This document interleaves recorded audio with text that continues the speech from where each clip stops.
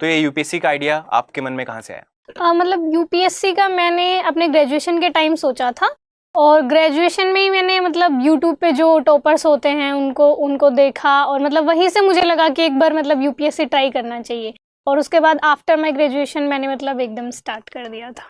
और जैसे कि हम जानते हैं आपने तैयारी ज्यादातर घर से ही की है। यस। तो दिव्या, कितनी मुश्किलें आई कि आप घर से अपने एक छोटे से कमरे में बंद होकर के आप तैयारी कर रहे हैं, आपके पास वो एक्सपोजर नहीं है जो यूजुअली सिटी में मिलता है। जी। तो कैसा था वो, कितनी मुश्किलें आई?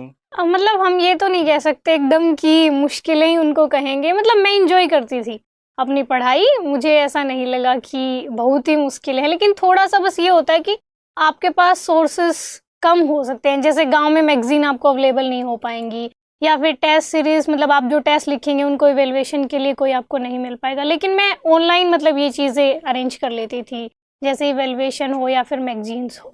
तो दिव्या, जैसे यूपीएससी के जो एस्पिरेंट्स हैं उनके दिमाग में कहीं ना कहीं ये धारणा बनी हुई है कि अगर तैयारी करनी है तो तुम्हें दिल्ली जाना पड़ेगा, मुखर्जी नगर या ओआरएन में रहना पड़ेगा, इसके बिना तैयारी नहीं हो पाती।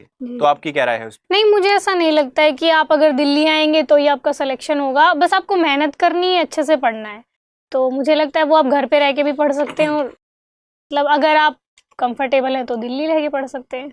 और आपने कोई कोचिंग भी नहीं की थी, आपने सेल्फ स्टडी की है? जी। तो दिव्या, अगेन कोचिंग को लेकर के आपका क्या ओपिनियन है? क्योंकि ये अगेन लगता है लोगों को कि अगर हम कोचिंग नहीं कर पाएंगे तो शायद हम डिसएडवांटेज पे रहेंगे। हमारे साथ जो कॉम्पिटिटर्स हैं वो कोचिंग कर रहे हैं, उनको सारी मतलब कोचिंग मटेरियल एंड एवरीथिंग मिल रहा है। तो आपको क्या लगता है कोचिंग का क्या रोल रहता है, कितना इंपॉर्टेंट है? मुझे ऐसा लगता है कि कोचिंग मस्ट तो नहीं है, मतलब ऐसे बहुत से टॉपर्स मैंने खुद देखे हैं, मतलब जो मेरे बैच के भी हैं या पहले भी, जिन्होंने विदाउट एनी कोचिंग मतलब सेलेक्ट हुए हैं। तो मुझे ऐसा लगता है बस कोचिंग से आपको ये फायदा हो सकता है कि गाइडेंस मिल जाती है प्रॉपर, लेकिन ऐसा नहीं है कि कोचिंग जरूरी है, आपको अपने आप पे भरोसा रखना है और बस मेहनत करनी है।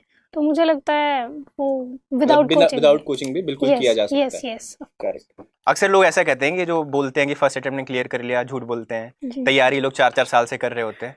तो आपने कब से तैयारी शुरू की थी? मैंने अपने ग्रेजुएशन के जस्ट बाद स्टार्ट कर दिया था, मतलब शायद जून में मेरा मतलब एग्जाम्स थे फाइनल ईयर के, और उसके बाद जुलाई से मैंने शुरू कर दिया था अपने प्रिपरेशन, और उसके बाद लगभग 1 ईयर के बाद प्रीलिम्स था, और उसके बाद मतलब इस जर्नी में लगभग हाफ ईयर लग जाता है, जैसे पहले आपका प्रीलिम्स होता है, देन मेंस होता है। तो मतलब बेसिकली आपने 1 साल की ही तैयारी की है, तो मतलब 1 साल में किया जा सकता है, ऐसा नहीं है कि आप झूठ बोल रही हैं और आपने हमेशा से तैयारी करके रखी बात की। ऐसा भी देखा जाता है, मैं इनफैक्ट कुछ लोगों को जानता हूँ जो हिंदी मीडियम से हैं, बट वो कहीं ना कहीं उनका सिलेक्शन नहीं होता है, और वो उनको हमेशा ये लगता है कि ये मीडियम की वजह से नहीं हो रहा है, तो उनको सबसे बड़ा ये लगता है कि हम हिंदी से इंग्लिश चेंज कर ले। कई ऐसे लोग होते हैं जिन्होंने पढ़ाई हिंदी में की है, बट वो चाहते हैं कि हम इंग्लिश में चेंज करके इंग्लिश में पेपर दें। मतलब जिस लैंग्वेज में आप एकदम कंफर्टेबल हैं, जिस लैंग्वेज में आपको लगता है कि आप अच्छे से मतलब अपने आंसर्स को एक्सप्लेन कर पाएंगे, आपको वो चूज करना चाहिए। मैं मतलब मीडियम डजंट मैटर मच की, मतलब इससे फर्क पड़ेगा कि आपके पास कौन सा मीडियम है, और इस बार का रिजल्ट देख के शायद मुझे लगता है ये परसेप्शन चेंज होना जाना चाहिए कि